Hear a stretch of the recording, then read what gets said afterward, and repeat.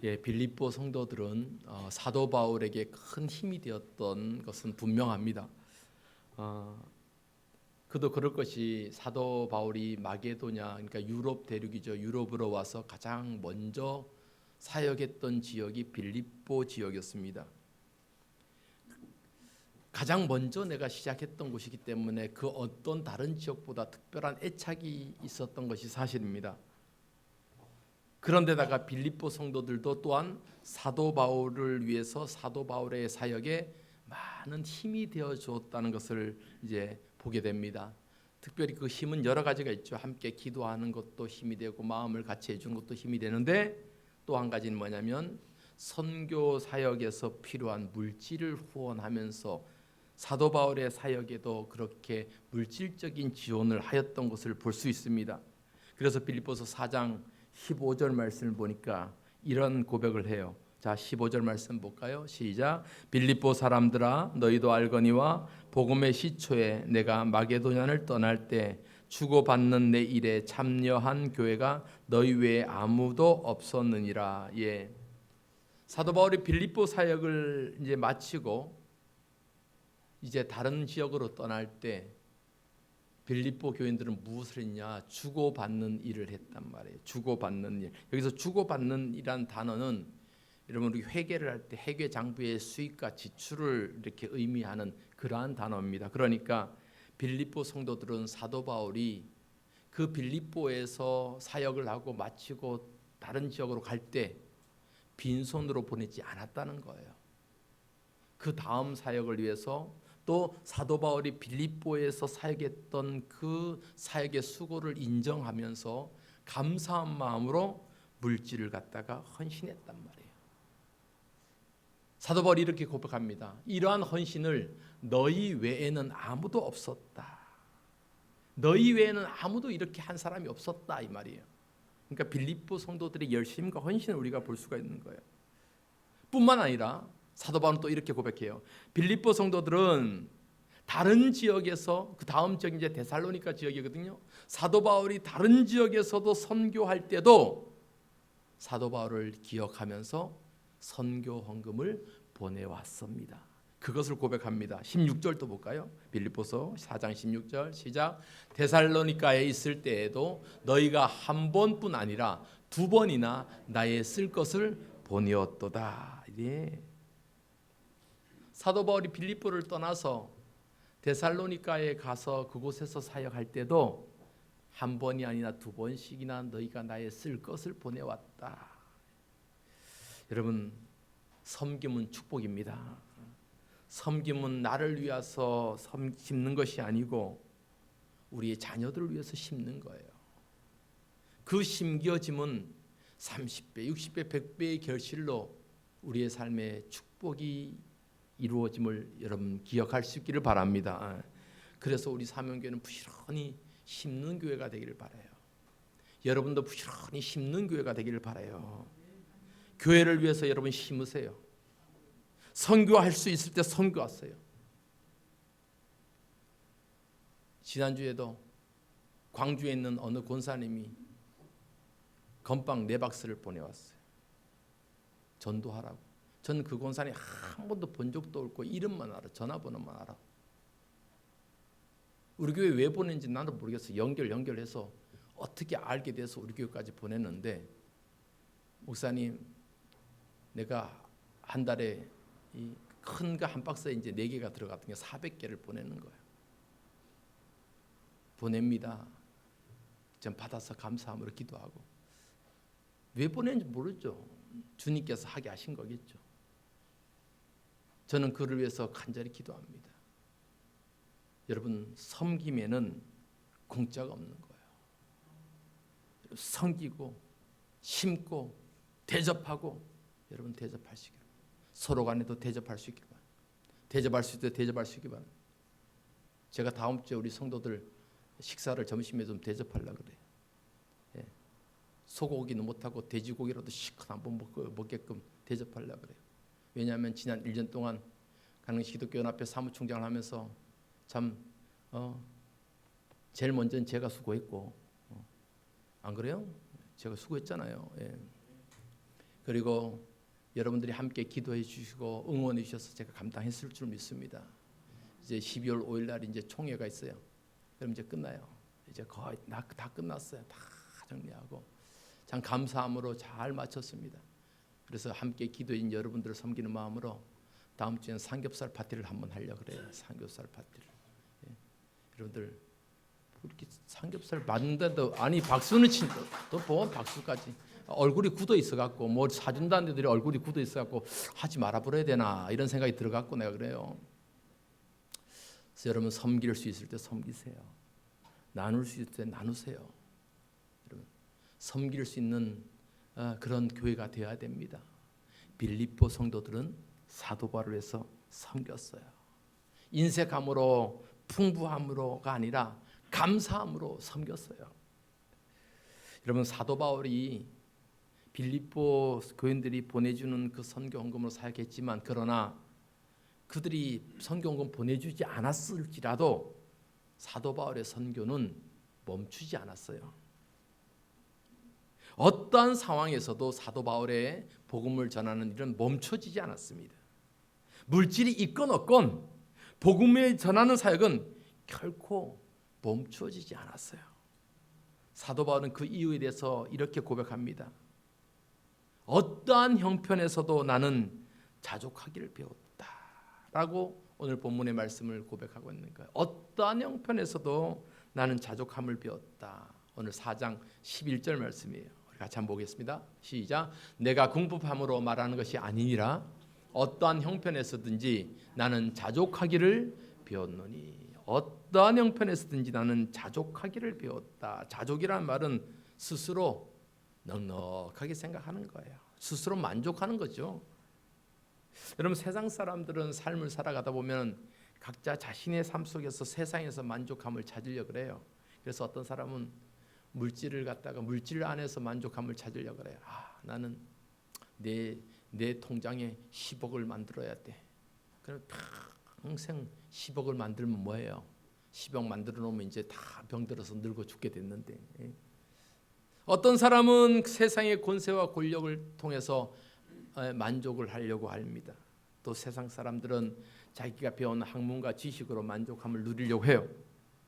그러나 세상에서 찾는 그 어떤 것도 우리에게 영원한 만족을 줄 수 없다는 사실을 우리가 기억해야 됩니다. 이건 수천 년 인간의 그런 고뇌와 연구 속에서 이루어진 결과예요. 세상에서 만족함이 어디 있어요? 어디 있어? 그럼에도 오늘 사도 바울은 주어진 삶에 만족하고 감사할 수 있다고 고백하는 이유, 그 이유가 뭐냔 말이에요. 사도 바울은 이렇게 고백합니다.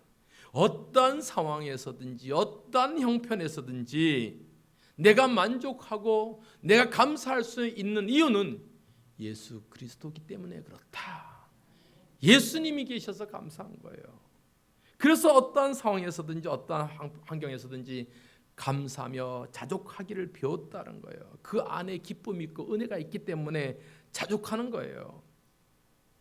여러분 사도 바울의 이 자족하는 삶을 어떠한 상황에서 배운 줄 압니까? 오늘 12절에 이런 말씀이 나요.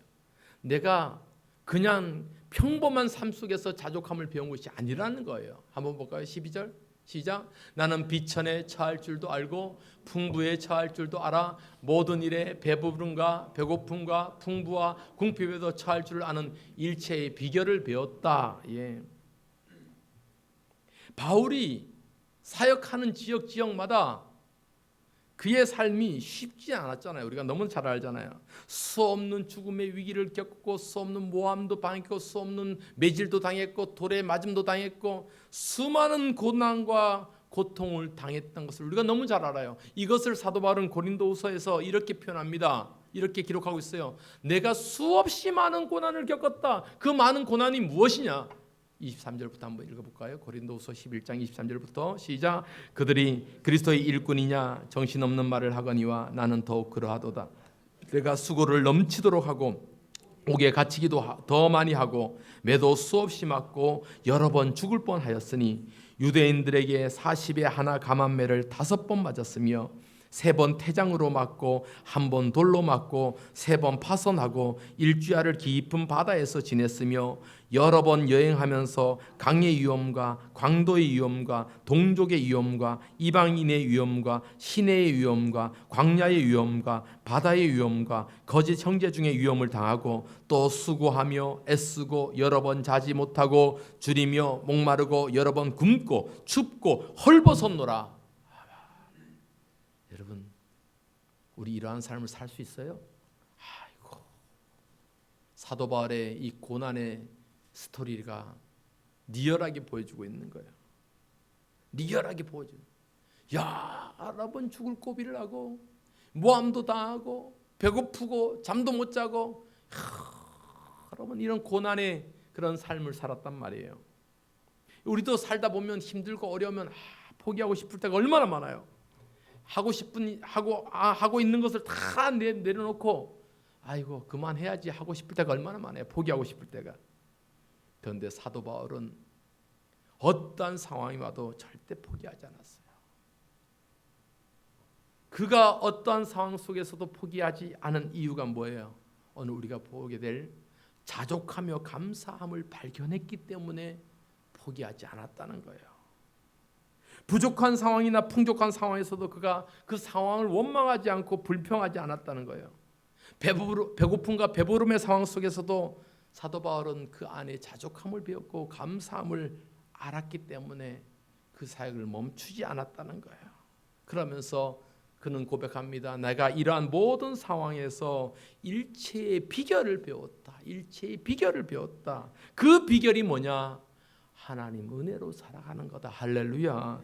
하나님 능력 의지하고 살아가는 거다. 하나님 붙잡고 살아가는 거다. 하나님 은혜로 살아가는 거예요. 여러분, 오늘 사도 바울을 통해서 보여주는 이 자족하는 삶, 성도들이 자족하며 살 수 있는 삶의 방법이 무엇일까? 우리가 한번 생각해 보기를 원합니다. 우리가 살아가면서 자족하며 살 수 있는 방법이 무엇일까? 첫째는 미래를 소망하며 살아갈 때 우리는 자족하며 감사할 수 있어요. 미래를 소망하는 거예요. 여러분, 성도들은 지나온 과거도 우리가 기억하면서 감사해야 돼요. 또 오늘 현재도 감사할 수 있어야 돼요. 그러나 미래에 대한 하나님의 은혜, 영원한 소망, 영원한 천국을 바라보며 감사하는 성도가 되어야 될 줄 믿습니다. 올 한 해도 하나님, 이제 11월 달도 마지막 주일입니다. 이번 주일 지나면 다음 주는 12월 달이에요. 달력도 한 장밖에 안 남아요. 그래서 다음 주는 내년 달력도 드리는 거예요.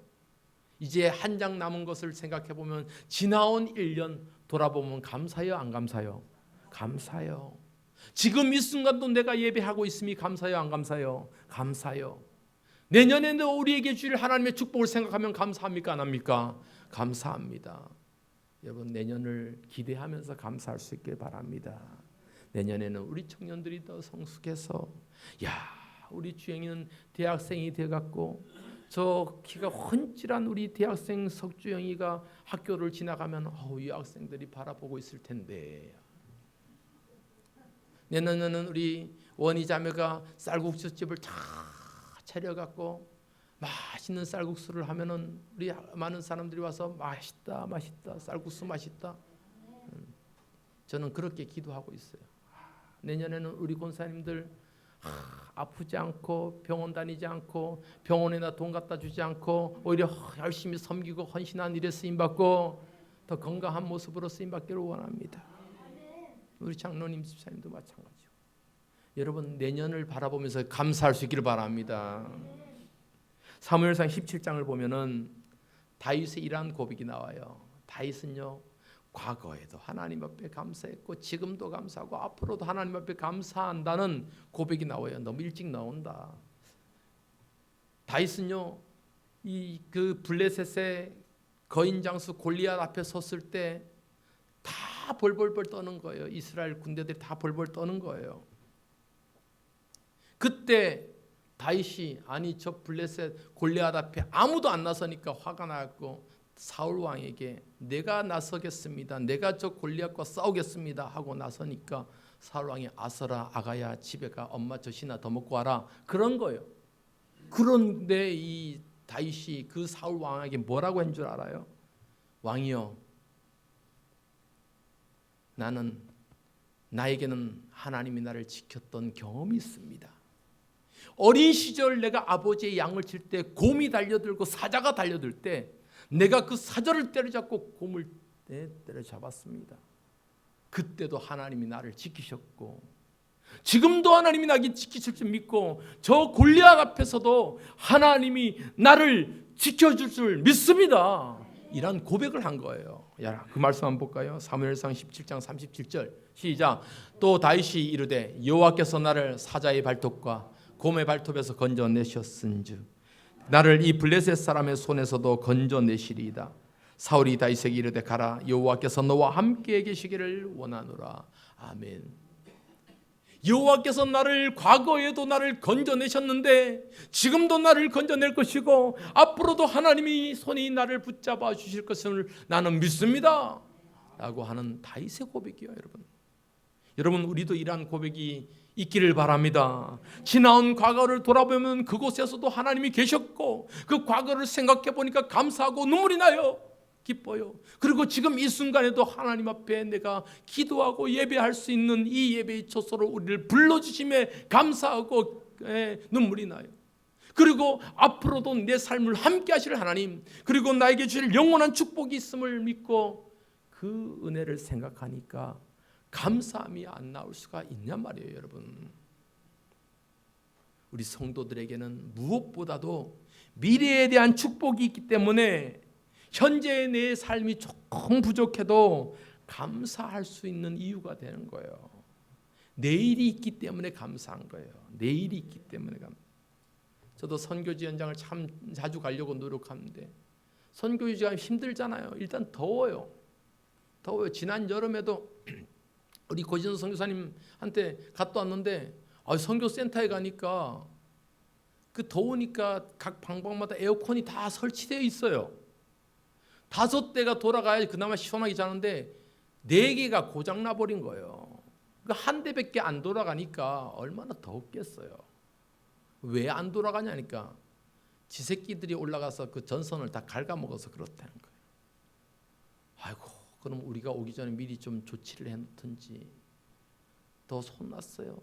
그런데 그곳에 있는 곳은 하루 이틀이잖아요. 며칠만 지나면 집에 가니까 여러분 다 여행 갔다가 여행도 즐겁지만 실컷 구경하고 차 좋다고 좋은 거 먹여줘도 집에 와서 하는 말이 뭐요? 그래도 어디가 최고요? 집이 최고요. 그래도 집이 최고요. 집에 오면은 감사가 나오잖아요. 여러분, 내일을 보면 감사한 거예요. 오늘 하루는 힘들어도 내일 보면은 미래의 천국을 소망하면 감사한 거예요. 여러분, 사도 바울의 삶이 바로 그러했던 겁니다. 지금 삶을 겪는 그 인생의 고난과 고통에 비하면 앞으로 천국에서 누리게 될 그 천국의 기쁨은 비교할 바가 되지 않는 거예요.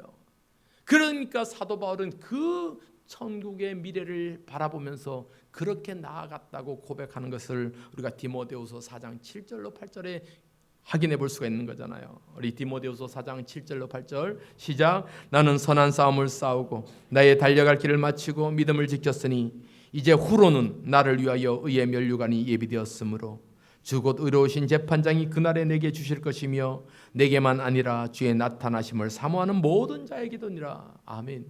이제 후로는, 앞으로는, 미래에는 나를 위하여 의의 면류관이 예비되었다.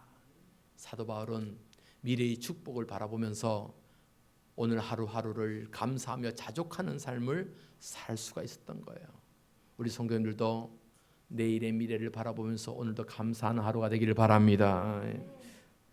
두 번째는요, 열악한 환경 속에서 깨달음을 얻게 되면 자족하며 감사한 삶을 살 수가 있는 거예요. 여러분, 인간은 삶의 환경이 너무나도 중요하잖아요. 환경에 따라 삶의 질이 달라지잖아요. 그러나 똑같은 환경에서도 그것을 어떻게 해석하고 어떻게 받아들이냐에 따라서 삶이 완전히 달라진단 말이죠. 물컵에 물이 있어요? 반이 있어요? 어떤 사람은 이 반밖에 없는 물컵을 보면서 아이고 반밖에 안 남았네, 큰일 났네 라고 얘기하지만 어떤 사람은 아이고 아직도 반이나 남았네, 감사하네 라고 반응을 보일 수가 있는 거예요. 똑같은 환경에서도 그것을 받아들인 사람에 따라서 같은 환경에서도 어떤 사람은 감사할 줄을 알지만 어떤 사람은 감사할 줄을 몰라요. 만족할 줄을 몰라요. 불평만 하는 거예요. 사도 바울은 그 사도 바울이 얼마나 힘든 상황을 살았습니까? 그러나 사도 바울은 그런 환경에 끌려다니지 않았어요. 그의 사역이 꽃길만 걷지 않았잖아요. 힘들고 어려운 상황 속에서 그 어려운 상황 속에서 그가 깨달은 것이 있단 말이에요. 그 깨달은 바를 이렇게 고백하고 있습니다. 12절 볼까요? 12절 우리 다시 한번 보겠습니다. 12절 시작. 나는 비천에 처할 줄도 알고 풍부에 처할 줄도 알아. 모든 일 곧 배부름과 배고픔과 풍부와 궁핍에도 처할 줄을 아는 일체의 비결을 배웠다. 일체의 비결을 배웠다. 비천과 풍부, 배고픔과 배부름, 궁핍과 풍부함 속에서 그는 모든 것을 다 경험했어요. 그러나 그 어떠한 환경 속에서도 그는 그곳에서 뭘 얻어요? 깨달음을 얻는 거예요. 깨달음을 얻는 거예요. 그러면서 그 깨달음 속에서 자족하며 감사할 수 있는 일체의 비결을 배운 거예요. 여러분, 경험이란 것은 굉장히 중요한 겁니다. 요즘 젊은 세대는 배고픔을 모르는 세대잖아요. 그러나 최소한 70, 80 우리 하석권 집사님 세대는 배고픔을 아는 세대요. 6.25 전쟁을 겪었던 세대들은 배고픔을 아는 세대요. 그러니까 배고픔을 아는 세대는 이 배부름의 귀중함을 너무나도 잘 알아요. 빵 한 조각의 감사함을 너무나도 잘 알아요. 그러니까 그 감사함은 어떻게 배워진 거예요? 본인이 배고파 봤으니까, 굶주려 봤으니까, 그 굶주림 속에서 빵 한 덩이가 얼마나 감사한지를 아는 거예요. 아는 거예요. 그러니까 요즘 젊은 사람들은 몰라요. 할아버지는 많이 배고파 봤다. 이러니까 손녀가 하는 말이 할아버지 왜 배고파요? 라면 끓여 드시면 되지요. 라고 얘기했던 것처럼 모른단 말이에요. 모른단 말이에요. 여러분, 힘들고 어려운 상황에서도 우리가 자족함을 배워야 돼요.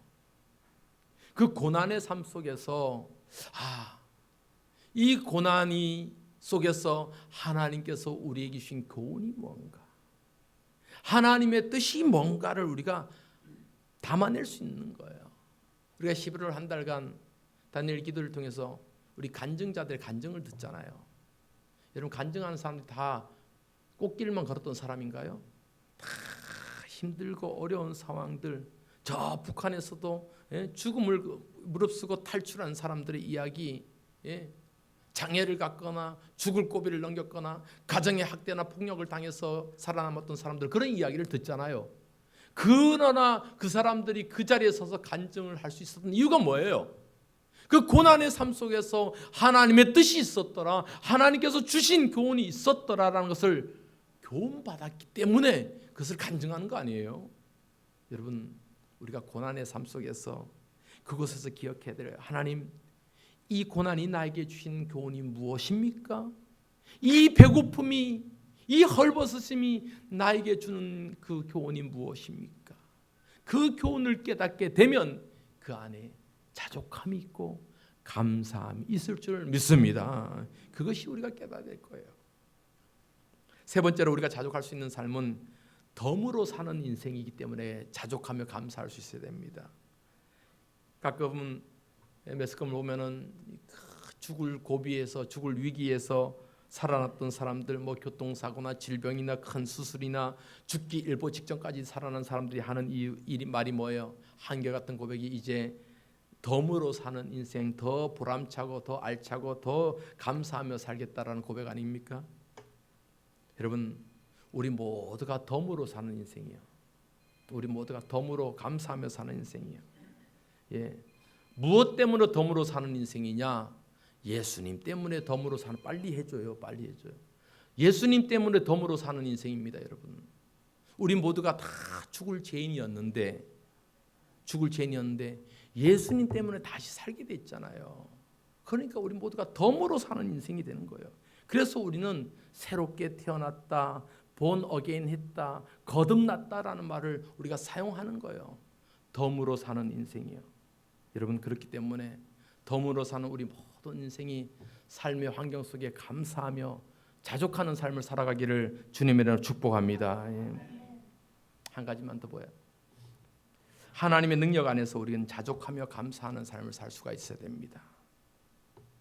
여러분, 내 힘으로 살면 잘 안 되지만 내 힘으로 살아갈 때 무엇이 잘 되면 기뻐해요. 그러나 잘 안 되고 힘들고 망하고 그러면은 좌절하고 절망하게 됩니다. 우리 인간의 모습이죠. 그런데 사도 바울이 뭐라고 고백합니까? 힘들고 어려운 상황에서도 자신을 포기하지 않고 날마다 이기며 승리할 수 있는 비결이 뭔가? 주어진 삶 속에서 자족하며 감사할 수 있는 이 능력이 무엇인가? 그 능력은 나에게, 자신에게, 인간에게 있는 것이 아니라 하나님께서 주셨기 때문에 그 일을 감당할 수 있었다라고 고백하는 거예요. 누가 주셨다고요? 하나님께서 주셨기 때문에. 그 말씀이 13절 말씀이에요. 자, 빌립보서 4장 13절 시작. 내게 능력 주신 자 안에서 내가 모든 것을 할 수 있느니라. 내게 능력 주신 자 안에서 내가 모든 것을 할 수 있느니라. 할렐루야. 아멘. 내게 능력 주신 자 안에서 내가 모든 것을 할 수 있다. 여러분, 내 삶은 내가 내 힘으로 살아가는 거 아니잖아요. 주께서 주신 능력으로 살아가는 거예요. 다시 말해서 내가 내 삶의 주인이 돼서 내가 내 자동차를 운전하듯이 그렇게 내가 핸들링하고 살아가는 게 아니라는 거예요. 오늘도 내 삶은 주님께서 내 삶을 이끌어가는 믿습니다. 주님께서 내 삶을 인도해 가시는 믿습니다. 우리는 예수님의 능력으로 오늘도 살아가는 거예요. 절대로 내 능력으로 이 세상 살아갈 수가 없다는 것. 여러분, 하나님을 알지 못한 사람들은 자기 힘으로 살아가면 충분히 잘 살 수 있다고 얘기해요. 그러나 그렇지 않습니다. 한순간도 하나님의 도움이 없으면 우리가 살아갈 수 없는 거예요. 한순간도. 그래서 시편 기자는 이런 고백을 해요. 뭐라냐면 시편 44편 6절 말씀, 아주 귀한 교훈입니다. 한번 읽어볼까요? 시작. 나는 내 활을 의지하지 아니할 것이라 내 칼이 나를 구원하지 못하리이다. 얘는 나는 내 활을 의지하지 아니할 것이다. 고대 시대의 활은 내 생명을 지키는 거잖아요. 칼은 내 생명을 지키는 거잖아요.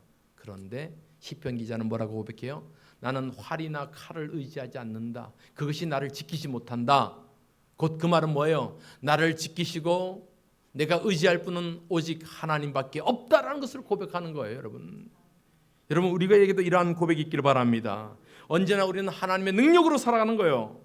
나를 통해서 나의 손을 붙잡아 주시는 하나님의 능력을 의지하며 살아갈 때 우리는 자족하며 감사할 수 있는 삶을 살아갈 수 있는 거예요.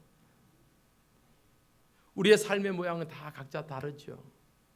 학생들은 학교에서 공부하고, 직장인들은 직장에서 열심히 일하고, 주부들은 가정에서 생활하고, 장사하시는 분들은 장사의 현장에서 열심히 노력하고, 다 삶의 모양은 다르지만 그러나 어떠한 삶의 모양에 있든지 우리가 공통적으로 하나 고백해야 될 것이 바로 이거예요. 어떠한 삶 속에서든지 감사하며 자족하는 삶을 고백하는 우리 사명교회 성도들 되기를 바랍니다. 이번 한 주간도 어떠한 삶 속에서 살든지 하나님 은혜로 오늘도 감사합니다. 오늘도 감사합니다. 우리 김금순 권사님은 새벽에 요즘 뭐 다시마를 파는지 미역을 파는지 멸치를 파는지 못 팔아도 감사하며, 우리 또 박옥인 집사님 붕어빵이 많이 팔려도 감사하고 좀 덜 팔려도 감사하고, 여러분 우리의 삶 속에 다 감사하며 은혜가 있기를 바랍니다. 세상을 볼 때는 절대 만족함이 없어요. 그러나 누구 볼 때 만족함이 있어요? 따라합시다. 나의 하나님 만족함이 있습니다. 여러분, 세상을 볼 때 만족함이 없지만 누구 볼 때 만족함이 있어요? 나의 하나님 믿습니다. 할렐루야. 우리 그 찬송 한번 불러보겠습니다. 세상을 볼 때 사람을 아버지. 자, 사람을 볼 때, 세상을 볼 때,